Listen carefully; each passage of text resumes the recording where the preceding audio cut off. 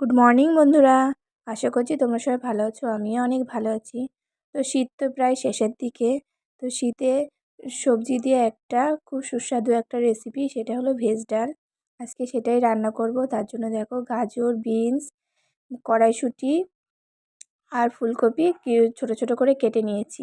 আর এদিকে দেখো মুগ ডাল হালকা লাল লাল করে ভেজে জল দিয়ে সেদ্ধ করতে বসিয়ে দিয়েছি। তো এই ডালটা খেতে যে খুব ভালো লাগে, আর শীতকালে সমস্ত রকম সবজিগুলো পাওয়া যায়, টাটকা থাকে, তার জন্য আরও খেতে বেশি ভালো লাগে। নিরামিষের দিনগুলোতে এরকম একটু ডাল হলে আর কিছুই লাগে না। তো চলো, ওইদিকে দেখো ডালটা প্রায় সেদ্ধ হয়ে গেছে। আর এদিকে আমি কেটে রাখা সবজিগুলোতে হালকা করে নুন মাখিয়ে রাখছি, যাতে একটু জলটা বেরিয়ে যায়।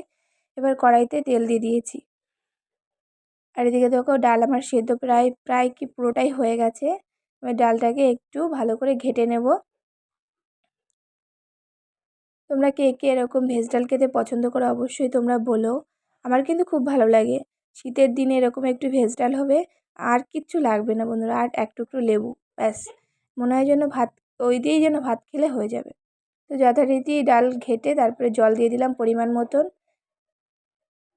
এদিকে দেখো তেল গরম হয়ে গেছে, তেলে সবজিগুলো সব দিয়ে দিয়েছি। এবার হালকা করে ভালো করে ভেজে নেব, একটু নরম হবে। 80% সেদ্ধ হলেই ব্যাস হয়ে যাবে। তো নাড়িয়ে চাড়িয়ে সেদ্ধ করে নিচ্ছি। এদিকে দেখো ডালে একটু নুন হলুদ দিয়ে ভালো করে জাল করে নেব। এই দেখো হলুদ দিয়ে দিচ্ছি, পরিমাণ মতন স্বাদ মতন লবণ দিয়ে ভালো করে ডালটাকে একটু ফুটিয়ে নেব। তোমরা কে তোমরা যদি কে কেমনভাবে রান্না করো অবশ্যই আমাকে জানিও। আমি এইভাবেই রান্না করি। তো আমার দেখো সবজিগুলো 80% সেদ্ধ হয়ে গেছে। এবার আমি ডালের ভিতরে সেই সবজিগুলোকে সব দিয়ে দিচ্ছি।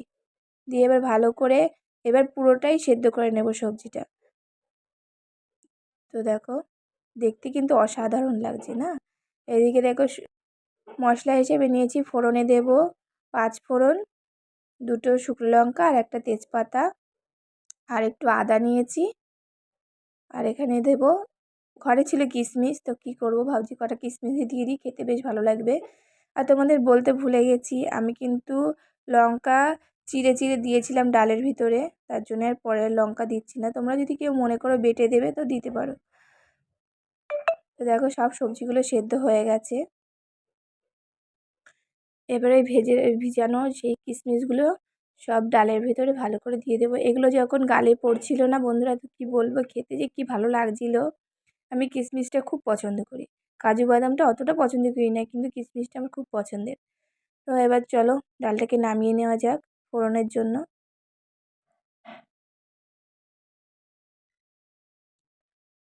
ডাল নামিয়ে কড়াইটা হালকা করে উপর দিয়ে ধুয়ে নিয়েছি। তোমরা একটু ধুয়ে নিও, নাহলে কিন্তু যে ডালটা লাগানো ছিল বা লেগেছিল সেটার জন্য কিন্তু কড়াইটা পুড়ে উঠবে। তো দেখো এবার তেল গরম হয়ে গেছে, তেলের মধ্যে ফোড়নের সমস্ত জিনিসগুলো দিয়ে দিলাম, তেজপাতা, 5 ফোড়ন আর শুকনো লঙ্কা দিয়ে এগুলো একটু হালকা করে ভেজে নেব। একদম সহজভাবে রান্না, কিন্তু খেতে খুব ভালো লাগে। আমাদের বাড়িতে ডালটা সবাই খুব পছন্দ করে, আর ভেজ ডাল তো হলে তো আর কোনো কথাই নেই। তো দেখো ওগুলো ভালো করে ভাজা হয়ে গেলে এবার বেটে নিয়েছিলাম যে আদাটা, সেটাকে দিয়ে দিয়েছি। আদাটা একটু ভাজা ভাজা করে দিয়ে দিলাম। এবার ডালটা পুরোটাই ঢেলে দিলাম কড়াইতে। এবার দিয়ে আরও খানিকটা সময় ভালো করে ফুটিয়ে নিয়ে একটু নুন চেখে নামিয়ে নিতে হবে, তাহলেই হয়ে যাবে আজকের ভেজ ডাল। তো দেখতে কেমন লাগছে বন্ধু, দেখেই তো মনে হচ্ছে খেয়ে নিই না, এরকম মনে হচ্ছে। তো যথারীতি দেখো আমার ডাল হয়ে গেছে, এবার নামিয়ে নিয়েছি। আজকের ভিডিওটা এটুকু, আবার দেখা হবে নতুন ভিডিওর সাথে।